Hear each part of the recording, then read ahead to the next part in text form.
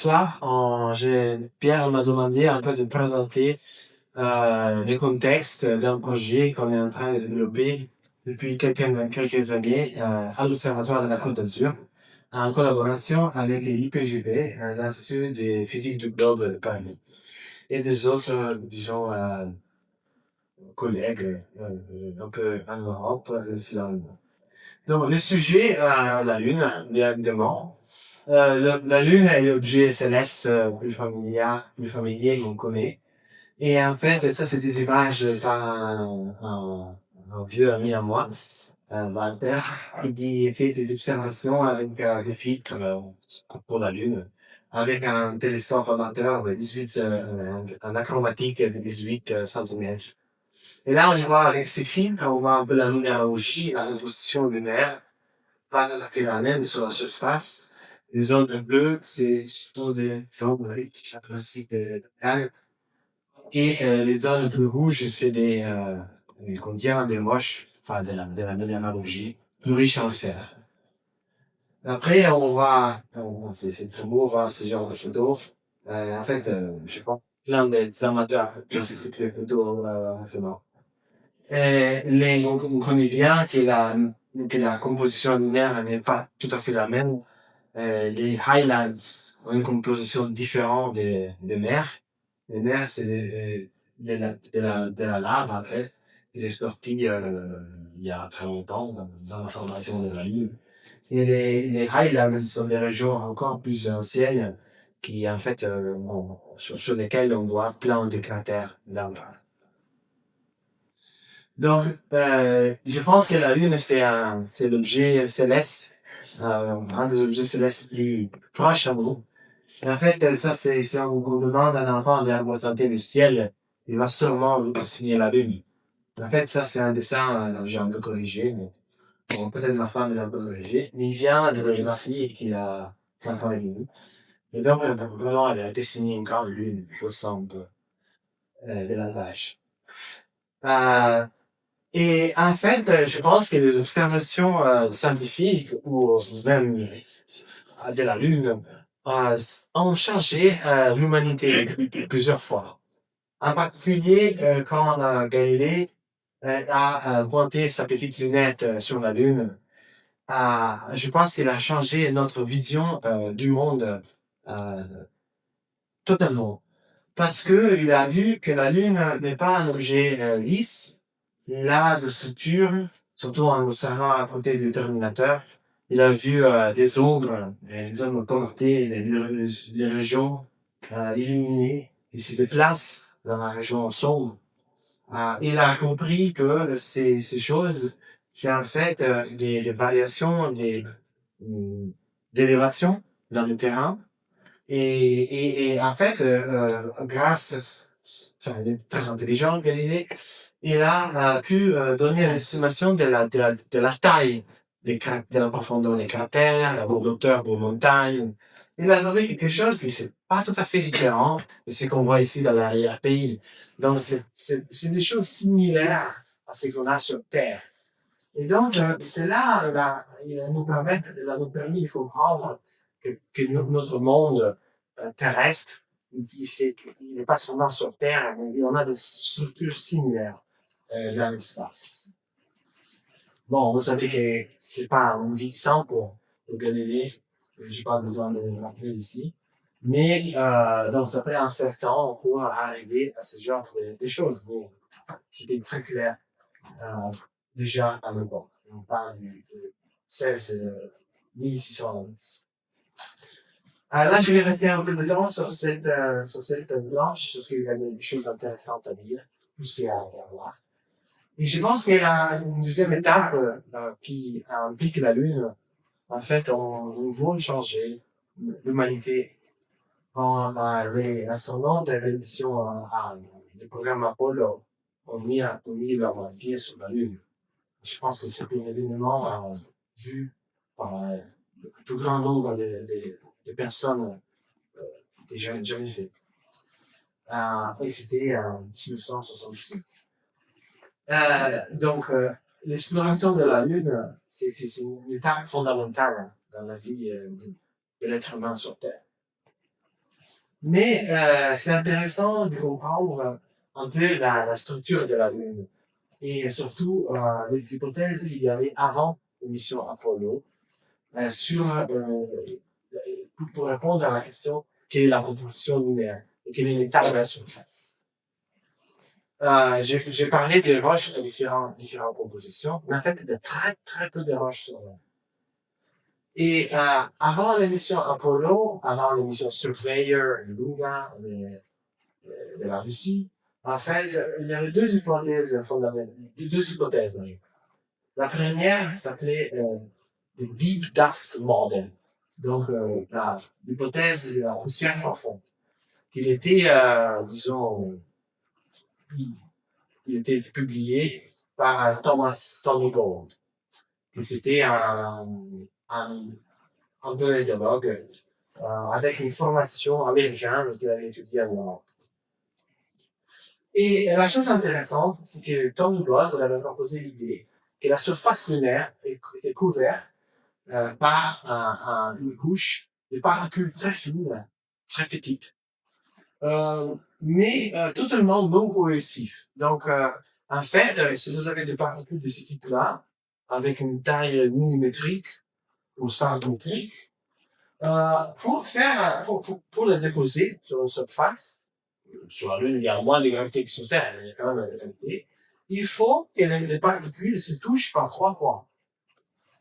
Et du coup, vous avez une sorte de couche, comme ça, très grand. Mais pour ramener les particules, vous devez avoir très peu de vide. Sinon, ça marche pas. Et en fait, ils ne savaient pas trop la taille de ces particules. Quelqu'un, il disait très fine, genre 0,1 mm, 100 microns, jusqu'à quelques centimètres. Et Tony Gold, il était dans le comité d'évaluation des missions Apollo. Il faisait partie du comité nommé par le président Kennedy. Et donc, il avait dit que peut-être cette taille pourrait être ce genre de taille. Et en fait, les astronautes, ils s'est entraînés sur des champs de lava, comme on voit sur la Lune, comme on voit sur Terre, avec des particules de quelques centimètres. Et en fait, si vous n'avez pas de cohésion, la question c'était est-ce qu'on peut atterrir là-dessus? Et c'était pas évident parce que si vous n'avez pas de cohésion, vous allez pousser sur la partie haute de la couche. En fait, vous bougez des particules. Et en fait, le module d'atterrisseur lunaire pourrait s'effondrer dans le l'aiguille. Et ça, c'était une hypothèse, c'était pas très bien compris.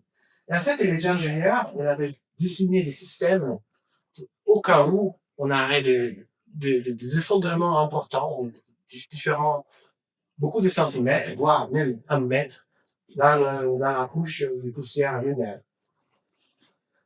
Évidemment, c'est pas ce qui s'est passé, heureusement. Et en fait, il y avait un deuxième modèle qui s'appelait, modèle dans le château de Fée, parce que c'était suggéré par Bruce Hapkin et Hugh Van Horn, à partir d'une observation très simple que vous pouvez faire avec vos yeux. Ces modèles, en fait, c'est un peu le même, sauf que les particules sont beaucoup plus petites. Ils sont tellement petits qu'en fait, la force électrostatique entre les particules est plus importante que la force de gravité. Et alors, en fait, vous pouvez faire empiler les particules en touchant les particules seulement par un point. Et donc, c'est possible de faire des structures, des chaînes de particules en vertical et construire des ponts entre les particules. Et si vous imaginez de les regarder avec un microscope 3D, sur la Lune, c'est pas facile, en fait, vous allez voir une sorte de paysage de vie. C'est pour ça qu'il appelait Fairy Tale Castle Statue. Donc, un peu le château de Et cette observation vient du fait que, je veux parler après, que la Lune, en fait, quand on regarde, pour la regarder en pleine Lune, le disque lunaire est très homogène. Bon, on voit la mer, bien sûr, mais même au bord, la Lune est très brillante, autant qu'elle est brillante au centre. Alors que si la Lune était une boule, disons, lisse, Ce serait pas la même chose. On aurait le centre de la Lune beaucoup plus brillant que le bord de la Terre. La troisième chose que je vous dis sur la Lune, avant de rentrer dans le détail des impacts, on commence à parler d'impact.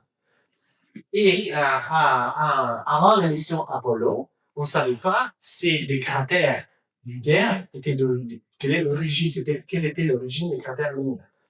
Mais en fait, la majorité des scientifiques, ils pensaient que c'était d'origine volcanique.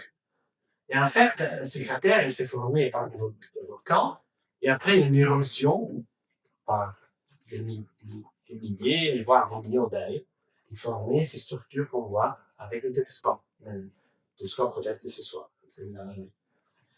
Mais c'était grâce à Eugene G. Shoemaker, qui était un grand géologue.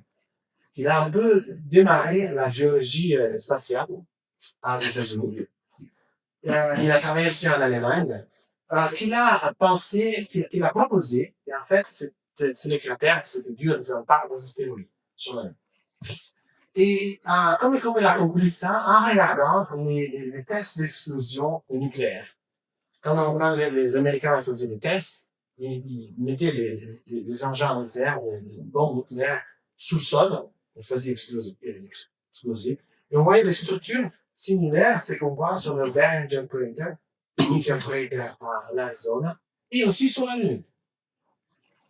Et en fait, une démonstration très élégante, c'était le fait que si vous regardez la distribution des tailles, donc le nombre d'objets en fonction de leur taille dans ce système, ça colle très bien avec les cratères lunaires. Donc l'idée, c'était en fait la population au flux d'astéroïdes qu'on voit dans l'espace, en géocroiseur autour de la Terre, ont impacté la Lune et ils ont formé ces cratères. Et l'autre chose importante, c'est que si on a de gros impacts, on forme des cratères, mais si vous avez des météorites, des météoroïdes plus petits, qui tapent sur la Lune, voire même de la poussière spatiale qui tape sur la Lune, l'effet, c'est de former de petits cratères, voire faire de l'érosion. Et donc, c'est pour ça qu'on a cette couche des poussières très fines sur la Lune, qu'on appelle régolithes. Ça vient de deux noms grecs. Régo, ça signifie couche, couette, et lithos signifie pierre, donc une couche de pierre. Mais la Lune, en fait, cette poussière est très très fine, de l'ordre de 10-40 microns, et est très cohésive. En fait, si les astronautes s'est bougé sur la Lune, c'était comme on allait dans une lumière. Ils rentraient dans la Lune lunaire, c'était couvert par la Lune. Merci. Donc, en fait, les impacts sont très importants dans l'histoire lunaire. Et pour les simulations, ça bien sûr on n'a pas vu. Mais on fait l'hypothèse que la Lune s'est formée par une grande collision, par un embryon planétaire qui l'a tapé sur Terre, sur la proto-Terre, vraiment au début du système solaire. Donc, le système solaire, c'est facile à retenir. Il s'est formé il y a 4,567, donc 4,567 milliards d'années. Et la Lune s'est formée entre 60 et 120 millions d'années après la date de formation du système solaire. Et en fait, ces impacts, il a envoyé dans l'espace une nuage très chaude, des poussières, des gaz qui s'appellent Celestia, à partir de laquelle, après un refroidissement qui a duré quelques centaines, voire milliers d'années, les poussières ont commencé à s'accréter, à former des petites lunes, et après ils se sont, disons, agrégés pour former la proto-lune, l'origine de la lune d'aujourd'hui. Ces gros impacts vont aussi changer l'axe de rotation terrestre avec une inclinaison qu'on observe aujourd'hui. Et à l'époque, donc il y a 100 millions d'années après la formation de notre système solaire, la Terre tournait beaucoup plus vite qu'aujourd'hui, genre 5-6 heures. Et la Lune était beaucoup plus proche. Et après, avec l'interaction réelle entre les deux, la Lune s'éloigne et la Terre ralentit sa rotation. Donc, Les impacts. Ça, c'est un graphique un peu compliqué, mais c'est important. On peut, en fait, regarder. Ça, c'est le temps après la formation du système solaire. Il dit first solid, dans le premier solide, à nouveau, 4,567 milliards d'années. Et ça, c'est le temps en milliards d'années. Donc, ça, c'est 500 millions d'années à 1000 millions d'années. Donc, à 1 milliard d'années après la formation de notre système solaire. Et là, on voit le nombre d'impacts, le nombre de mer, un peu de bassins, qui se forment sur la Lune à un soupçon de temps. Et on voit cette ligne noire et des croix, donc heureusement pour nous, ça signifie que, en fait, cette ligne noire est donnée par la somme de ces lignes, de ces courbes rouges, vert et bleu. En fait, ça, c'est les planétésimaux qui restaient dans le système solaire. Ça, c'est les astéroïdes de la ceinture principale. Et ça, c'est les comètes. La somme donne la lumière noire. Et en fait, tous ces objets, ils se sont consommés dans le premier 1,5 milliard d'années, heureusement pour nous. Et en fait, le taux d'impact est descendu très vite, relativement vite, dans le système solaire. Donc, la formation de grands cratères, aujourd'hui, est extrêmement rare. Heureusement, on ne serait pas. Mais donc, quels sont les types d'impacts qu'on voit aujourd'hui sur la Lune? Et en fait, il y a la première histoire qu'on connaît, et autour de 1178, par les moines de l'abbé de Canterbury en Angleterre. J'ai la visité. Et puis, l'écrit, j'essaie de le traduire en français grâce à ChatGPT, je confesse. Et bon, il raconte qu'il voit une sorte d'impact, une sorte de feu sur la Lune, qui est le corps, là, la Lune, ici, comme divisé en deux. Il y a des projections, des choses, etc. C'est très. Mais ma femme, en fait, qui est scientifique aussi, elle a étudié à Canterbury. Il dit qu'à Canterbury, les moines, ils bourraient beaucoup de bière. Donc, c'est pas clair ici. Ça, c'était un vrai effet. Mais c'est important. Il n'y a pas de cratères qu'on sache gros pour justifier ces phénomènes sur la Lune avec une qui date de 1160. Donc, pour voir ce qu'ils ont, par contre, faire un bon cratère, et on le trouve peut-être c'est là. Donc, mais on s'est rendu compte des types d'impacts. Le plus souvent, on voit aujourd'hui, c'est pas les grands impacts qui ont formé la Lune, ni les impacts qui ont formé les cratères qu'on observe au télescope, mais c'est une chose vraiment plus petite. Et en fait, ça, c'est une des premières observations, peut-être, je pense que c'est le premier flash d'impact confirmé en France. On a observé depuis Nice, avec un télescope de 40 cm, un nid de 40 cm, avec un réducteur bifocal et une caméra, une ASI 183. C'est une caméra qu'on achète presque au supermarché. Donc, qu'est-ce qu'on observe? On observe ces flashs de lumière.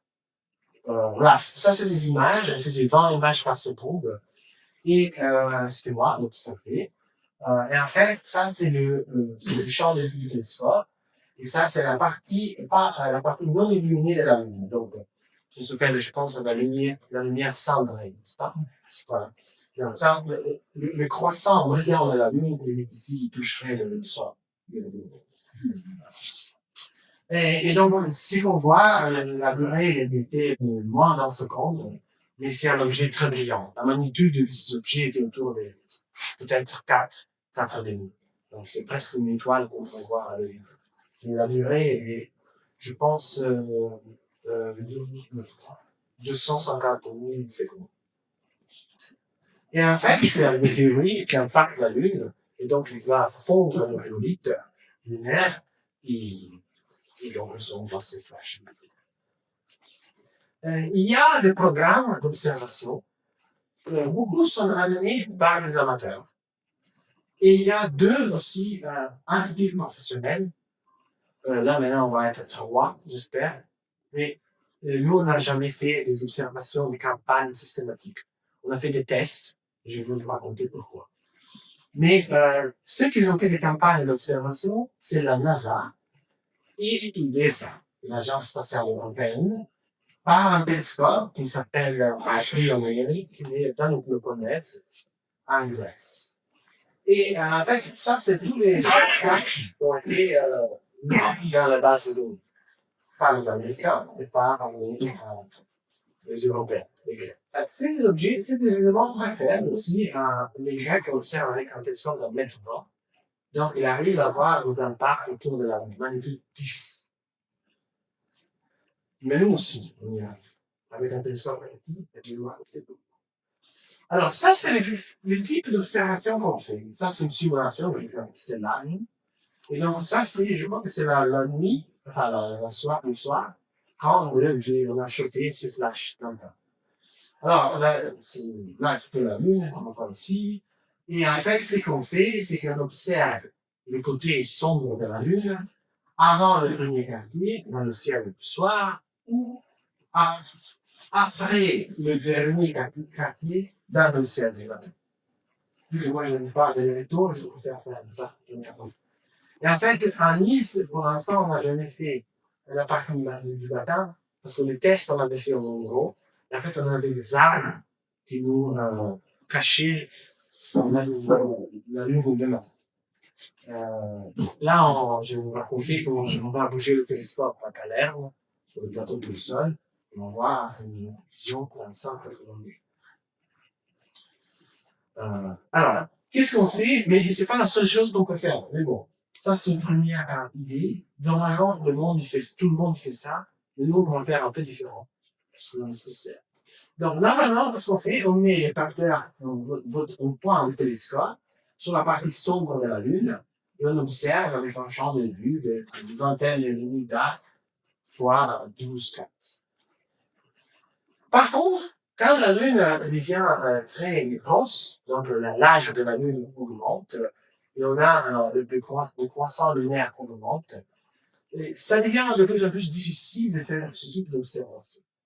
Et pourquoi? Parce que, en fait, le côté brillant de la Lune, en fait, fait plein de réflexions à l'intérieur du tube du télescope. Normalement, c'est sur le porte ouvert. Et, du coup, on voit plein de reflets. On a ce qu'on appelle la lumière parasite. Et ça, c'est le même télescope d'avant. Donc, on est en train de regarder avec ces conditions-là. Donc, avec une phase qui est autour de 45-50%. Le premier quartier, on voit presque plus rien dans la lumière, la lumière sombre. Bon. On va discuter avec des opticiens. Notamment, j'ai un ami à moi, qui est opticien, il a une entreprise qui fait des optiques. Et en fait, avec le télescope vraiment dessiné, on peut faire un peu. Là, on ne voit pas très bien, mais si je vous passe l'image d'origine. Là, on voit, là, la lune est 60%. Et quand même, on voit très bien très bien blanc, mais on voit la partie sombre de la lune. Donc, on peut faire des choses différentes. Ça, c'est un télescope dessiné par cet ami à moi. C'est un 45 cm, f5.6, un casse-grain, avec 60 mm de champ corrigé. Donc, c'est vraiment un télescope. Et donc, ça, c'est une image qui a été prise par ce télescope. On avait là un champ de vue de à peu près 40, enfin, presque, on peut remplir la lune. Donc, ça, c'est une garantie. Donc, on voit très bien corriger au bord de l'image. Ça, c'est un capteur optique, enfin, visible, 24-36. C'est une caméra assez potente. Donc, on est en train de faire des choses pour améliorer notre qualité d'expérience.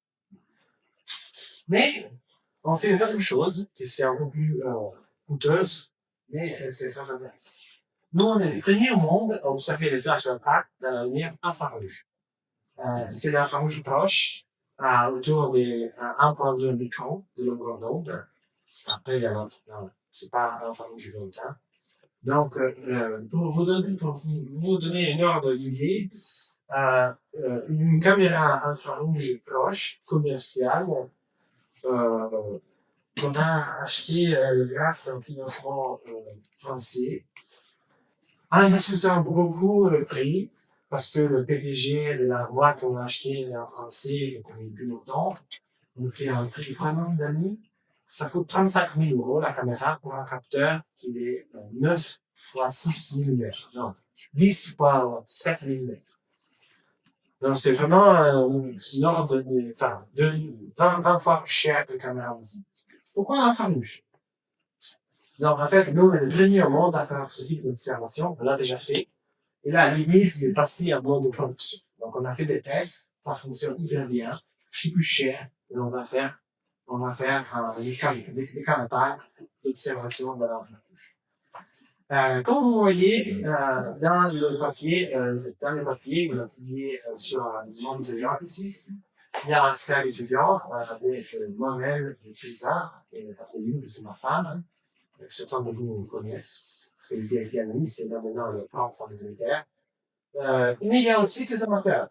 Donc ça, c'est Zara, c'est un amateur en Italie. Et l'autre, je pense que c'est un Italien qui travaille en Suisse. Je l'ai jamais rencontré. Mais en fait, leur contribution était fondamentale parce que nous, ils nous appellent, on a fait des observations un an avant. Et ça, c'est peut-être un an après. Parce qu'il faut que la mission passe sur la même région lumière. On voit aussi les projections, les projecteurs des cratères. C'est un cratère tout petit, disons, 3 mètres de diamètre. Donc, c'est quelque chose qu'on peut après avoir ici dans l'angoisse. Mais c'est surtout là avec mais ça, c'est de la poussière injectée par le cratère. Mais on voit vraiment comme des sujets des cratères grâce à la résolution des émissions spatiales tout autour de la Lune. Et donc, si on trouve le cratère, on connaît très, très précisément la position du flash lunaire de l'impact. Alors qu'avec le télescope, on a une incertitude. Alors, pourquoi dans l'infrarouge? Ça, c'est un peu compliqué, mais c'est intéressant. Alors, ça, en général, c'est la longueur d'onde. Donc, le fusil de la lumière à un micron. Donc, c'est une sorte de spectre. C'est ça. Et ça, le bleu, c'est la couleur en bleu, c'est le spectre de la lumière parasite. De la lumière lunaire. C'est en fait la lumière solaire réfléchie par la haut. OK? Et le côté illuminé de la Lune et aussi la lumière centrée ont ce type de spectre.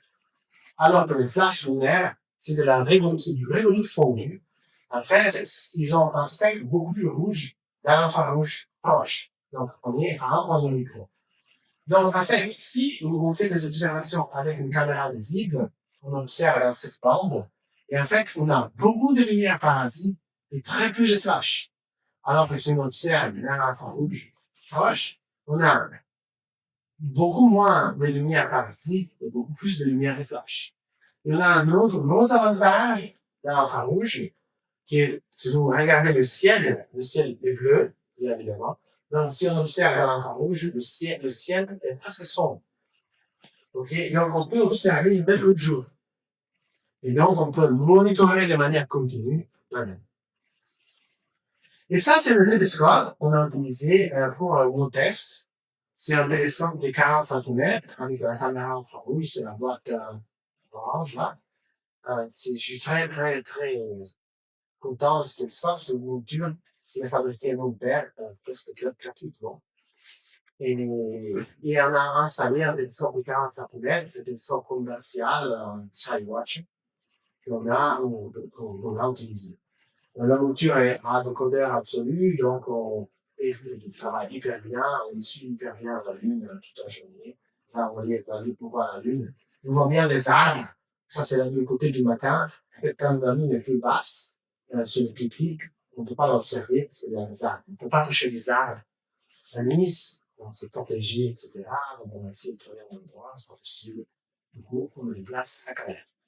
Alors, ça, c'est le flash dans l'infrarouge. Je vous rappelle que c'était beaucoup plus faible, mais on a plusieurs flashs. On a observé, ça, c'est le plus brillant. Et en fait, on a fait une campagne d'à peu près 40 heures pour que ce se fasse coordonné avec des amateurs en Italie. On n'avait pas en France, mais il y avait aussi quand même des gars, et le coordonnateur, c'est le professeur Elke Ducoup, dans le groupe, qui est dans le gars, il est très proche des amateurs. Voilà. Donc, en fait, grâce au soutien de PG et de l'Observatoire de la couverture, on va avancer sur ce projet. Notre idée, c'est d'avoir, en fait, 2 caméras avec 2 télescopes parce que, en fait, on a plein de petits éléments. On ne sait pas si c'est des flashs ou pas, si la durée est inférieure à 1 minute. Et donc, on a la conception, c'est en fait celle-là. C'est un télescope double, que c'est le télescope qui va aller à terre. À la place de remplacer le télescope avec un moteur formé par le fer, et bien sûr pour la retraite, on a décidé de construire un nouveau télescope beaucoup plus performant. Et en fait, c'est un double télescope de 45 mètres. Et les collègues de l'atelier mécanique l'ont appelé Twin Impact, pardon, je me suis trompé, Twin Impact Lunar Telescope, TILT. Parce que quand on voit en flèche, il fait TILT. C'est dans le film. Ça. Alors, bon, ça c'est pour ceux qui aiment la technique, mais c'est un 2 télescopes de 40 cm avec un niveau focal de 7 mètres, sa configuration de Newton, c'est une grosse monture en altaz avec un système ordinateur. L'entraînement de perfection, le décodeur absolu pour je pointer. Bon, c'est moi, j'ai fait le logiciel de contrôle, comment ça marchait. Et donc, on va faire les observations dans la frange proche en bande J et Y. Donc, ça, c'était le cas en 2024. Et on a fait beaucoup de choses. Et ça, c'est l'histoire. La première fois qu'on a installé les tubes. C'est pro, hein, ça ressemble à une petite voiture en pied, ça, smart. C'est pas les 500, et ça, c'est le test qu'on a fait seulement de la monture, sans le tube. Là, d'ailleurs, ici, sur le collier de Nice, où il y a le siège historique de l'Observatoire de la couverture. Et en fait, la monture a marché hyper bien. Ça, c'est une image faite par la monture. Et en fait, si vous imaginez de faire plein d'images dans le ciel, vous pointez plein de champs célestes, vous allez voir la différence entre la position vraie et la position commandée. Surtout le ciel, la mesure a fait mieux que 8 secondaires. Donc, c'est très bien. Vous voyez, ça, c'est l'erreur au pointage. Je sais plus, mais ça a l'air de marcher tout bien. Donc, c'est là, nous permet d'observer la Lune sans que, ça va bien, je bien. Mais c'est grâce à l'électronique rapide, moderne, et tout ça. Donc, je viens vers la fin de l'histoire. On va installer ici. Ça, c'est l'observatoire des KR, c'est le plan de l'écosol. Vous connaissez, ça, c'est le télescope chimique. C'est un endroit, moi, j'aime pas souvent, c'est l'endroit plus beau au monde, je pense. Et ça, c'est le Chine. Ça, c'est le Azamul. Ça, c'est les 2 coupoles du télescope jumeaux. C'est le TU, l'examen. Et après ça, c'est l'université. Et donc, on va aller dans cet abri-là. Et en fait, un collègue à nous va faire l'amortisation de l'abri de manière qu'on puisse l'ouvrir. Je vous dis que l'installation du télescope, ce sera le 1er juillet 2025. On va brouter le télescope. Alors, ça, je pas besoin de le montrer. Mais pourquoi on fait ça? Je vais terminer avec ça. C'est la partie plus en aise. Alors, l'idée, c'est de faire former un réseau mondial d'observation de la Lune. Pourquoi? Parce que, et en fait, on veut observer le plus long possible la Lune pour découvrir le plus grand nombre possible de flashs. Notre idée, en fait, on a été financé pour ça par l'Europe. On va voir la station principale à travers notre partie. Et après, on est en train d'étudier avec les gens de la Californie. On va pas aller à Sierra Remote parce que c'est trop cher. On nous demande presque 2000 € par mois des prix de coupole. Du coup, on va aller à Table Mountains, qui c'est où il y a une coupole gérée par le JGL, le Jet Propulsion Award. Après, on va mettre un autre télescope en Australie, sur des les collègues, et on espère d'aller aussi au Chili. Peut-être pas avec Deep Sky. Je sais pas si on va avec Deep Sky ou avec l'affaire du télescope de la Mourie. Vous connaissez, c'était un sympathique qui travaillait ici à mais il y a eu des développements. L'idée, c'est d'avoir les télescopes à différentes longitudes, de manière que quand la Lune se couche à Nice, on peut la repérer du Chili, ensuite de la Californie, après de l'Australie, etc. De manière qu'on la vise en continu. Pourquoi? Parce que notre idée, enfin, c'est l'idée des professeurs Philippe Lonneret, c'est un scientifique, un sismologue à l'UFGB, le physique du globe de Paris, et on voit, en fait, c'est un projet stratégique, et c'est très intéressant, auquel on a eu le financement de l'Europe. Alors, l'idée, c'est très simple. C'est quand il y a un météorite qui tape sur la Lune, si on a un sismomètre sur la Lune, on peut voir la Lune vibrer. Et en fait, l'ombre, imaginez que en fait, l'impact est là, et le sismomètre est là, et vous avez en 50 ans de propagation de la vitesse du son dans la Lune, dans le matériel lunaire, pas dans l'atmosphère, mais il se propage dans le trou lunaire, dans le manteau lunaire. Et en bout, dans 50 ans, vous allez voir l'onde sismique. Et ça, c'est en fait les ondes sismiques. Ah, ça, c'est le temps, et ça, c'est les vibrations, repérées par le réseau sismique d'Apollo. Il a fonctionné par 7 ans, presque 8 ans, à partir du 69.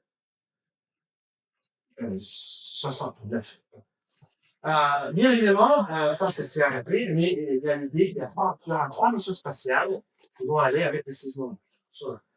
Et donc, notre idée, c'est que si on voit le flash d'impact ici, on sait exactement à quelle heure on le flash. Et on compte 1, 2, 3, 4, 5, jusqu'à quand on va avoir le signal sismique de l'autre côté. Et donc, on connaît très bien la vitesse de propagation de l'onde sismique. Et c'est là où on donne des informations sur l'épaisseur de la coque lunaire et sur la structure du manteau, qui sont encore relativement inconnus. La première mission spatiale, c'est FSS, Far Side Seismic Suite. Et en fait, c'est un ensemble de machines à laver dans laquelle il y a plein d'instruments, mais un instrument, c'est une copie de CIS, et c'est le sismomètre élaboré sur la mission InSight de la Lune. Et il y a 4 sismomètres, ça, c'est le sismomètre le plus sensible jamais réalisé par les hommes sur Terre. C'est un sismomètre français, nous en avons fabriqué 4, je ne me trompe pas. Un, il était sur Mars, un autre, il est sur FSX, il est déjà en GPL.